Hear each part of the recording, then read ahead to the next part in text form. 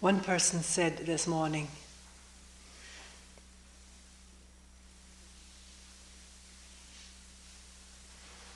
I've been doing this sitting for many years. I believe he said for 20 years.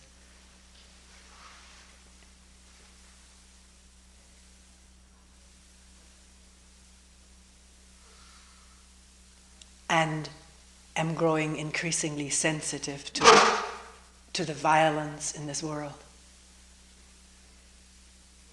which seems to be on the increase.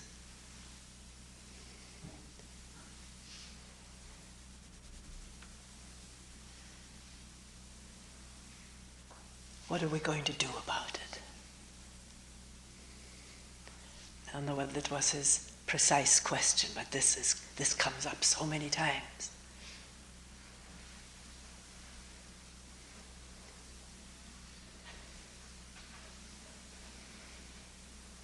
And someone else in a group meeting said, in your talk, you mentioned that just about all thought, or most of our thought, comes out of self-centeredness, self-occupation, self-concern.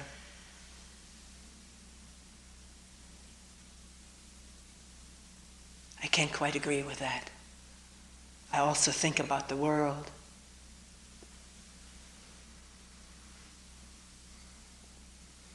I don't know, she that said what to do about it, but something in that vein.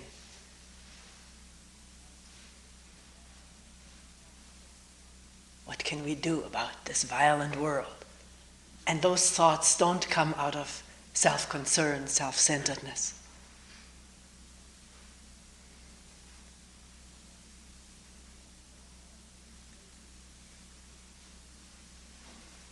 So it's a complex, very complex and difficult thing we're bringing up on day 3.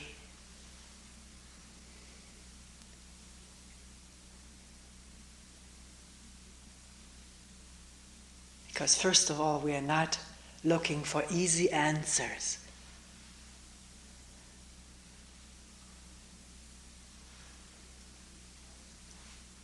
Are we?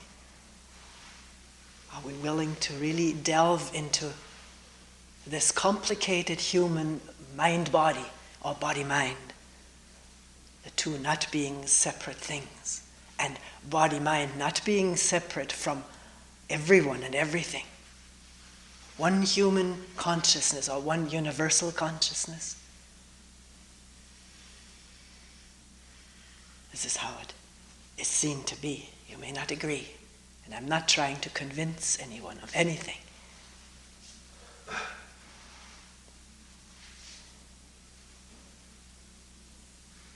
So what about in sitting for many years and increasing a sensitivity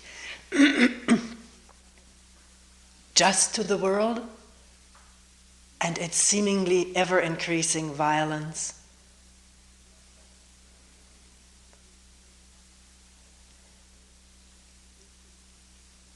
Also to oneself, an increasing sensitivity to one's moment-to-moment reactions, thought trains, physical involvement with the thoughts, emotional involvement.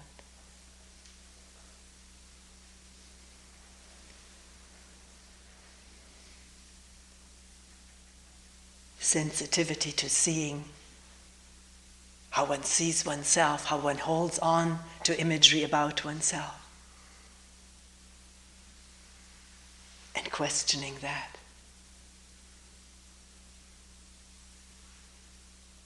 Questioning our very existence in thinking, imaging, knowing about ourselves. Because this is how we exist, isn't it? Right now, in looking at it. To feel that I exist, to know it, I have to think about it. Maybe the thoughts are so taken for granted, they don't come into awareness easily. They run so deeply, so smoothly, so unquestionedly, until there's an increasing sensitivity increasing inner transparency.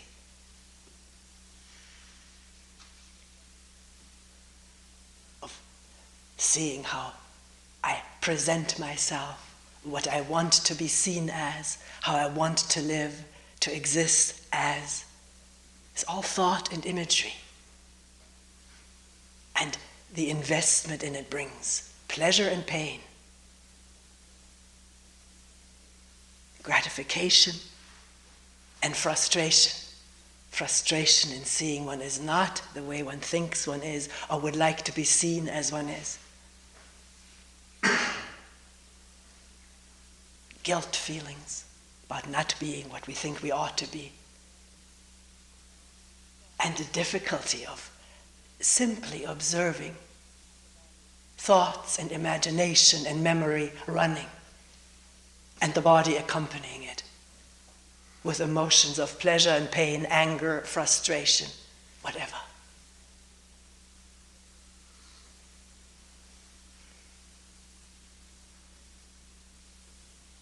So in becoming more sensitive to the ongoing thoughts and reactions and emotions, are there violent thoughts cruising around, triggering anger with the desire to lash out at others or at oneself? Is that observable?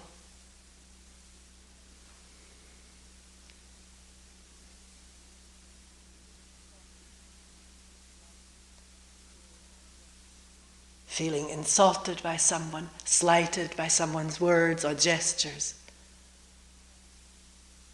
or lack of words, feeling hurt.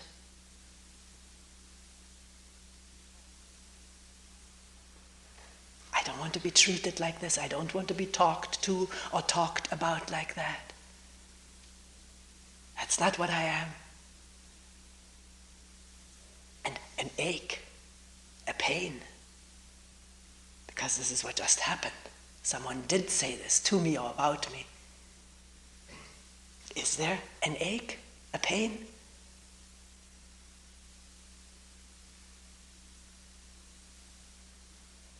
About being misrepresented? This is how one feels. Maybe one isn't misrepresented, but one feels that way because one wants to be represented in a different way. So, hurt and pain, but something else happens in the human mind-body. Seems to be a deeply built-in reflex to avenge that. And putting it very starkly can be much more subtle than that. To pay back what has been received.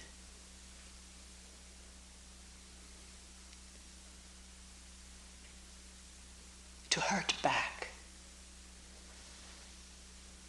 Why this is so, I don't really know, but it is observable all around oneself, already in small children and in oneself. And an increasing sensitivity and transparency brings it more to light, this storing up of something for potential payback when the time comes. It's not all verbalized, formulated like this, but it happens like that. And unless there's profound insight at this moment of storing for future use, if that is seen and seen through as being the epitome of the perpetuation of our human suffering and causing each other and ourselves suffering, if that is not clearly seen, it goes on. We do pay back, we do hurt back, and the same process happens in the other. This was an unjust hurt is felt by the other. I didn't deserve this. The way we surround it with commentary, what happens to us, increases the pain. Why did he have or did she have to pick on me again? It's always me that they pick on. And words like this augment the frustration, the anger, the pain. Watch it. This is the easiest thing to watch in our ongoing daily, moment-to-moment living and reacting. How we present verbally to ourselves what is happening to ourselves, and how the body-mind react to the verbal presentation, which is in addition to the actual happening.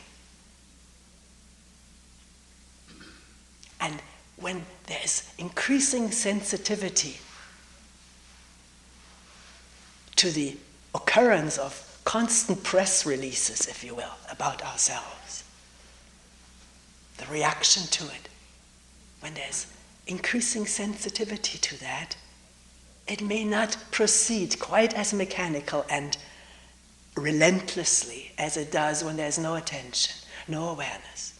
Because this is one of the vital functions of the brain, to represent in language, symbolically, whichever way, what is observed, what is going on, for future use.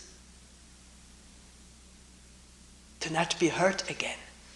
Fire or animal attack or poisonous plants, this maybe have been the first needs for it, although I do not want to do these kind of conjecturings. They usually are too limited. But when it is seen, and really seen for what it is, and not gone with, one realizes that the actual incident is very quickly forgotten, as though wiped off from memory. It is our elaborations of it in thought and image and symbol that perpetuate the memory.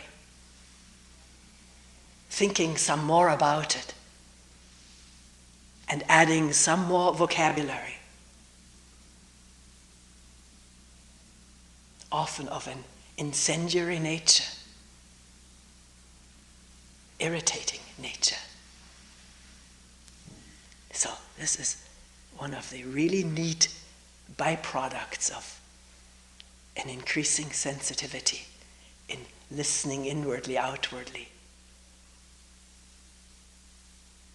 To see and hear the headlines going on and to see through them, not to go with it, to stop right at the moment of awareness of it, so that the incident can die a natural death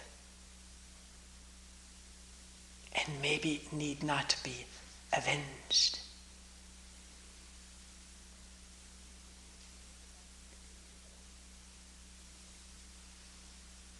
So what about our relationship to what was called the increasing violence in this world? Thinking about it, trying to do something about it. Because right now in this country it has become a tremendous political thing.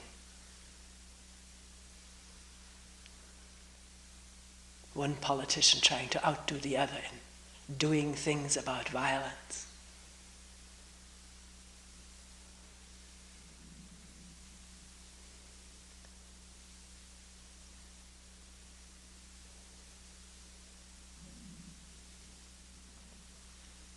Again, is the focus what can be done about it out there?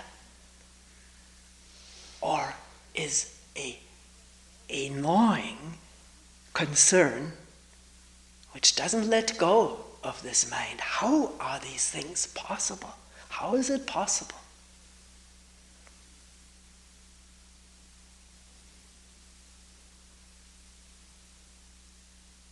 That a mother allows a car with her 2 children to drive into the lake. How is that possible? Not the primary concern, how can I prevent or could I have prevented this? If one was there, one would have prevented it, jumping in there, pulling the brake. I think most people have that very quick response to a vivid crisis like this, so obvious what's happening, even at the danger of one's own possible drowning.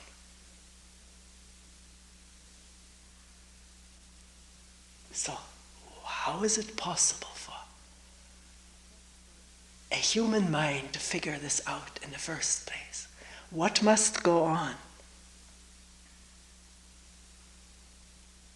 to override our natural instincts as parents, particularly as mothers, to protect one's children?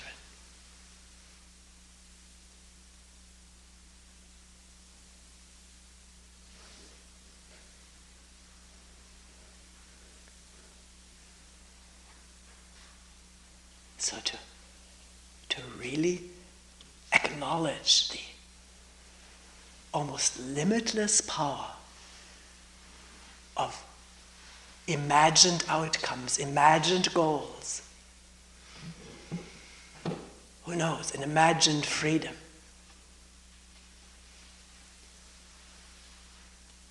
To override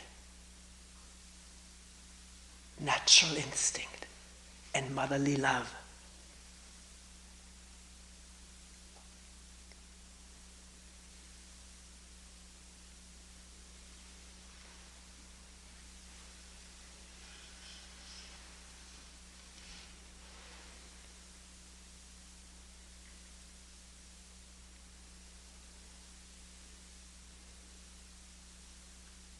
I don't want to sound facile in saying that only a complex brain like the one that has evolved in human beings can make such a thing possible.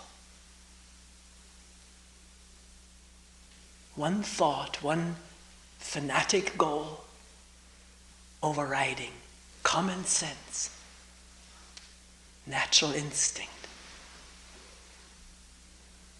feelings of love and cherishing and protecting.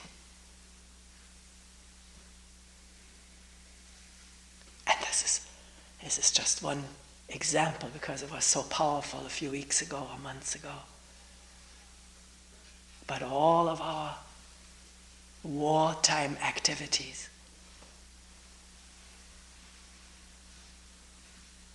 aren't they based on overpowering ideas? Not just of what the enemy is, what I am, what my country, my people are, my ethnic group or my religious affiliated group. But also what needs to be done to become powerful, to dominate, to be the only one in power, to eliminate the other, to rid the earth, or at least that earth which I call my country, again by concept and imagination, to rid it from the vermin of the enemy.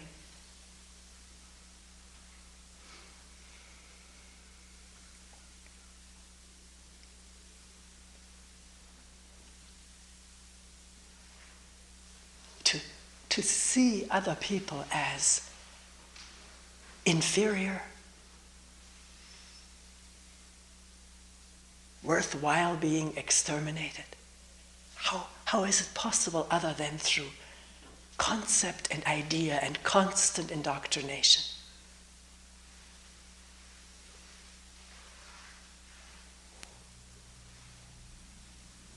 And can one, coming back to oneself, watch these processes, maybe not in that magnitude or intensity or fanaticness, but also going on in this brain?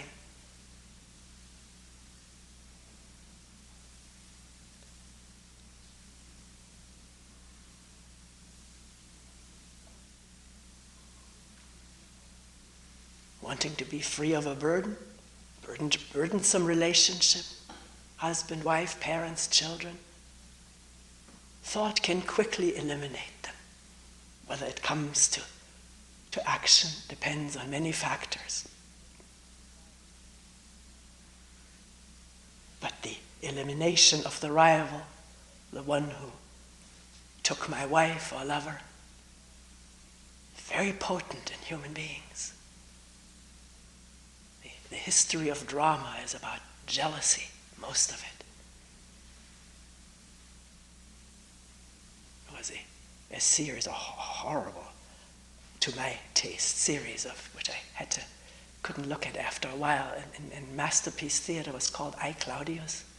I don't know if you've seen it, years ago. The logo was a snake crawling across a parchment. And it was about poisoning those who were in your way. One generation of emperors after another and their lovers and poisoning rivals. Supposed to have had historical base, and I wouldn't doubt it. Because the mind can produce the poison and the execution. And also produce justification, rationalization. Unlimited rationalization can be produced by the mind. That this is in the name of God that we torture you. For the sake of the church, that we take your land, put you into jail and burn you at stake.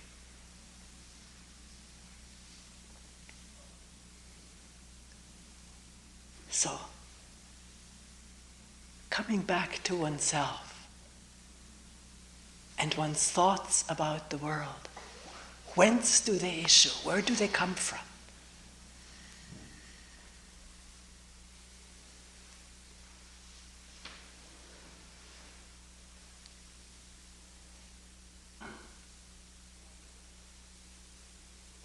Not to get dug in over do they come out of self-centeredness or not out of non-self-centeredness.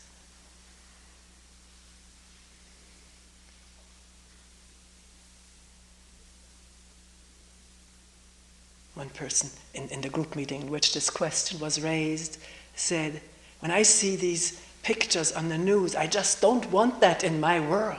I don't want it to happen. I want to be rid of that. Not have to think about it. He said, that I experience very strongly as self-centeredness. I don't want it for myself. I want to be rid of that pain of thinking about it. And we all know that to be true, which may not be the whole picture. Questioning is not giving answers, but keeping looking with an open mind, of no conclusions, and ready to discover.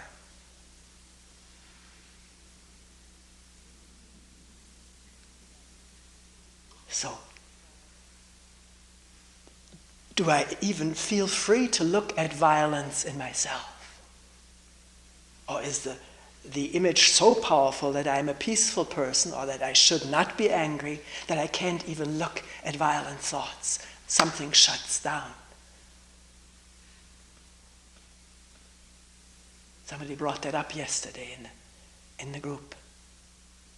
A moment for an opening and then shutting down. And also the pain of shutting down, but one feels one can't do anything about it. It happens so automatically. This quote-unquote self-preservation. Because it may just be that the natural instincts to preserve this organism which we see functioning in all sentient beings is now at the service of preserving this life of, this image life or the story life of myself. The body with all of its defense and protective mechanism rallying to protect me as my story, my idea of myself. And the moment that is threatened, it feels very uncomfortable and something shuts down, as though life and limb were threatened.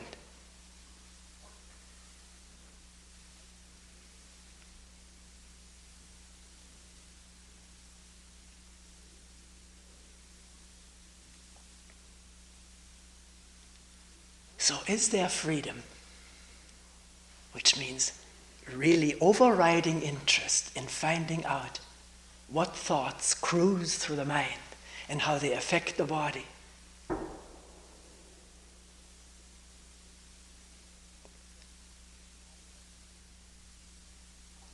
Garner strength through elaboration of what happened to me then, etc. We've gone through that.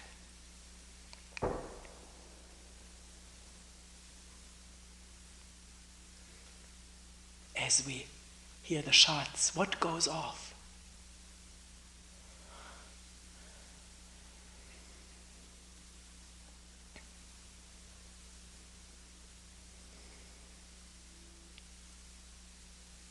Maybe nothing.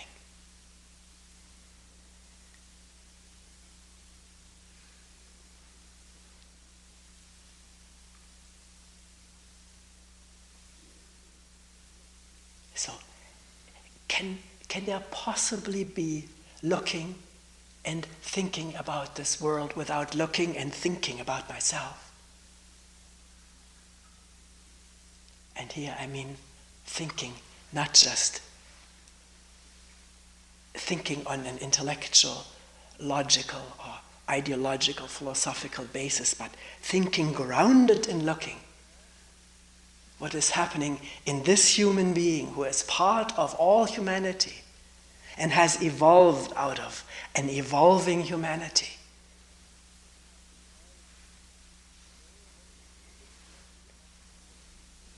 So that this world which we think we see out there is not separate from ourselves. It seems to be so difficult to see that.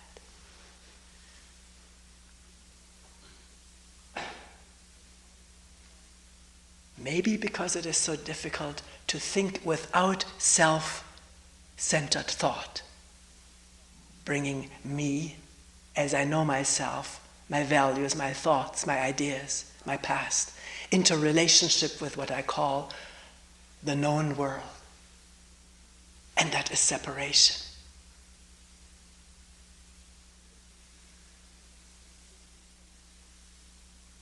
And the amazing thing is that with increasing sensitivity, which comes by being quiet with oneself, with others, and watching what is happening, observing carefully, even though it is painful, I discover the world in myself.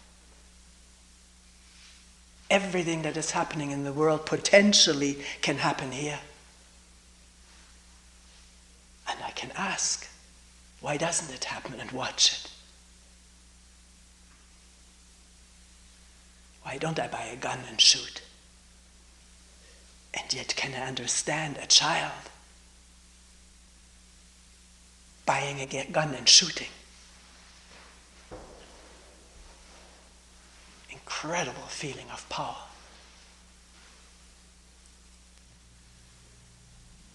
In the context of powerlessness in which we grew up as children. I don't want to give socio-psychological explanations for children buying guns and shooting around.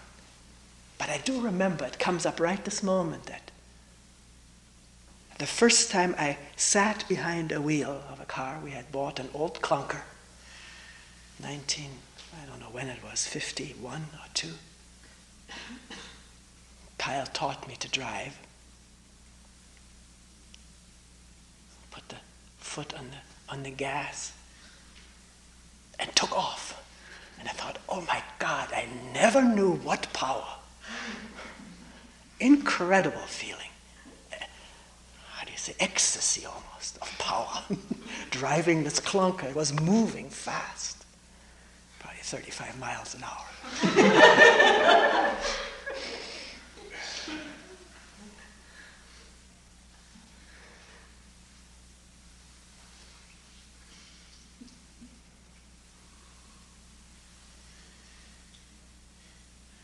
Here recently on PBS there was a quick, not so quick, it had some length to it, excerpt on how you purchase a gun.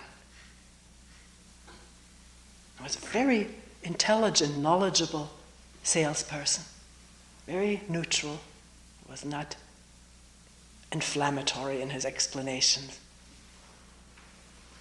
Yet you could feel a real affection for these things that he was demonstrating. I'd never sort of had a view of this possibility of being in a store and you're invited to buy this and shown all the different things that you can do with it. Well, all of these different automatic ones,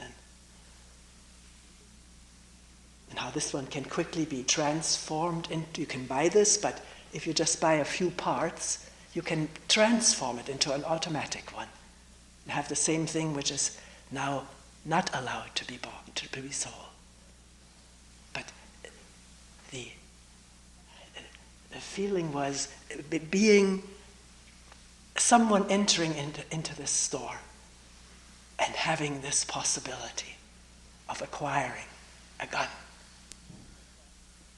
to protect myself, to protect my family, or whatever thoughts go through the mind. It doesn't matter. They furnish the rationalization, the impetus to go for this power, which is probably as old as human beings are.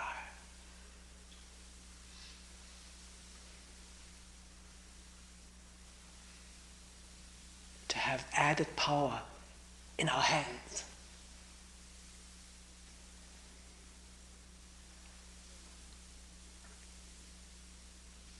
So this is just occurring right now. Can one look at the world by looking at ourselves, climbing into each other as it were, climbing into the criminal, the rapist, the soldier.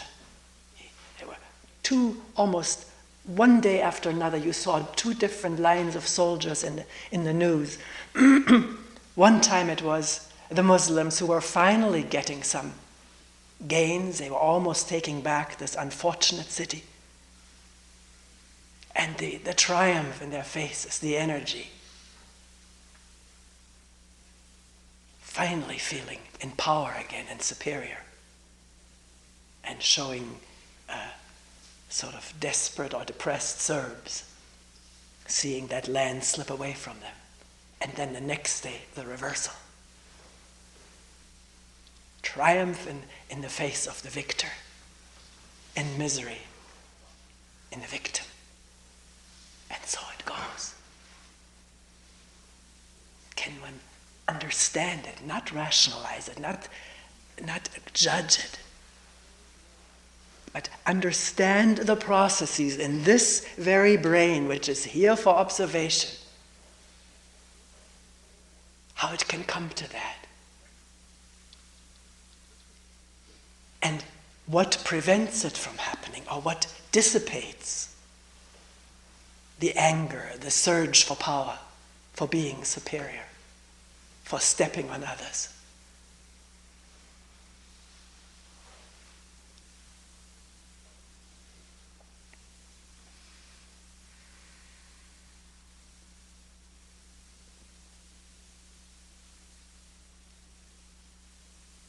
That's another function that this amazing brain provides, to creatively imagine how it is for someone else, victor or victim. May not be completely accurate, but the less self-investment there is on wanting to see someone is right and the other one is wrong, the more that is in abeyance, not there, the easier it is to be that, because we are each other. We are not fundamentally, basically different from each other.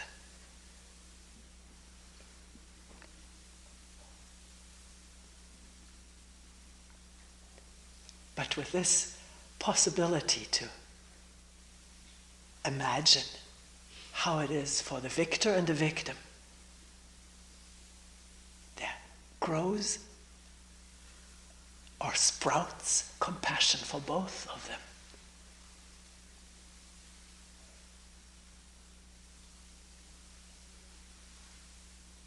Both of them under the domination of this brain which can override clear thinking, clear seeing, and our natural feelings of love and compassion.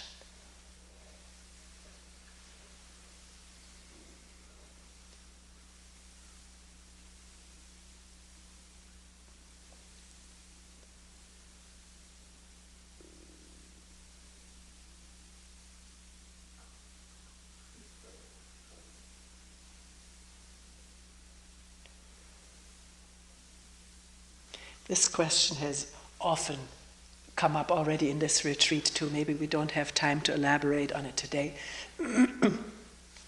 I'll just raise it. You talk so much about no judgment, and I hear it other places, don't judge. Don't judge right, wrong, good or bad. But isn't it a given to judge something as wrong, bad?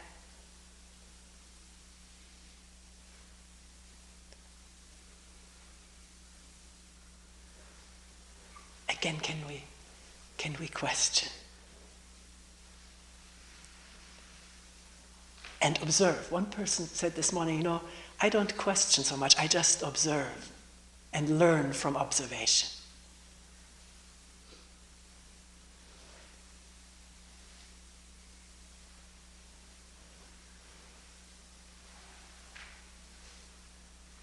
So what have we really accomplished, if you will, by saying it's bad that children shoot in the street and hit or miss people in houses, bypassers? That a mother drives her children into the water, drowns them. Or people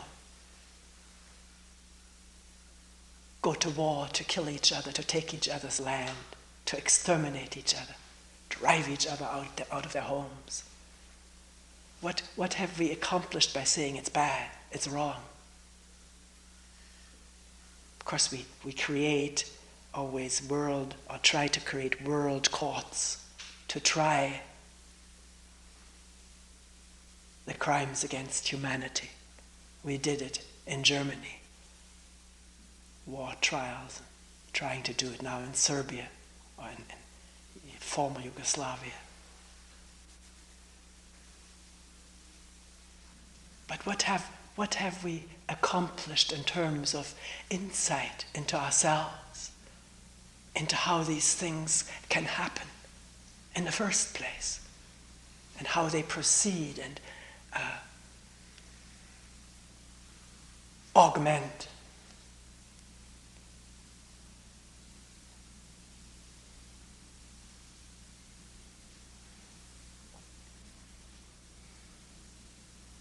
Endless vendettas. Jews, Israelis against Palestinians, it's centuries old. And Palestinians against Palestinians, fundamentalists against reformers. Today, my people are killed, tomorrow your people will be killed in response, in revenge. And the rationalization that this is the only way in which we learn, tit for tat.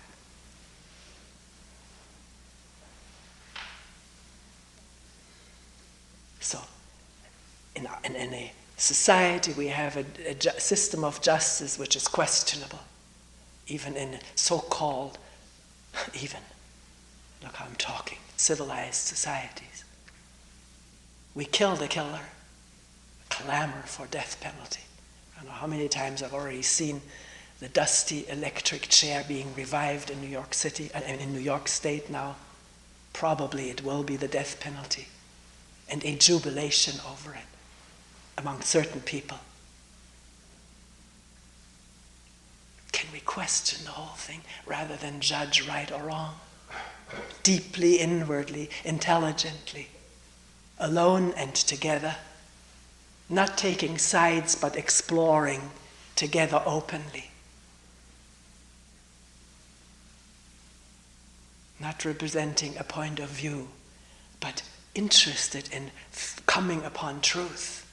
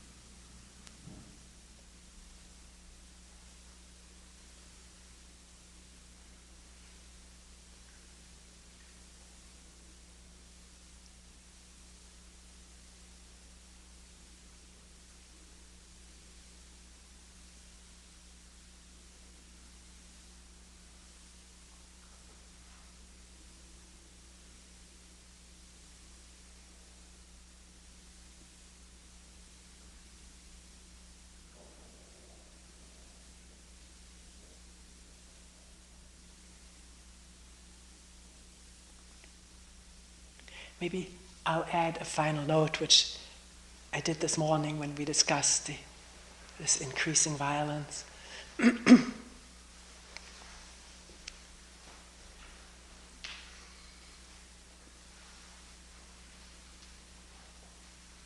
In traveling a lot here in this country and abroad,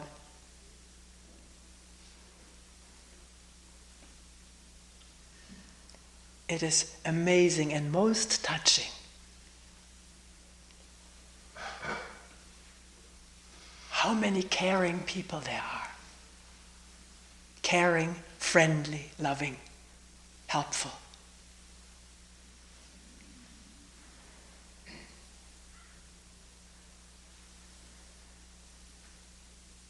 Kyle just told me he finally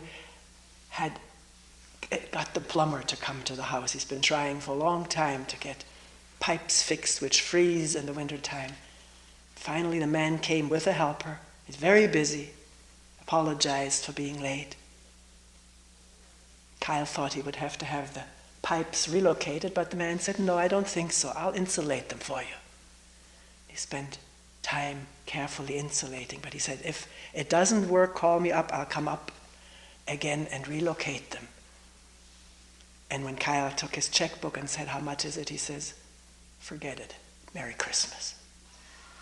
2 people coming up, 2 plumbers, usually costs $50 just to appear. He said, "We should have put that into our Christmas letter. It's already gone." So we are that too, not just the violence and the vendettas, but this momentary goodwill, not for my profit.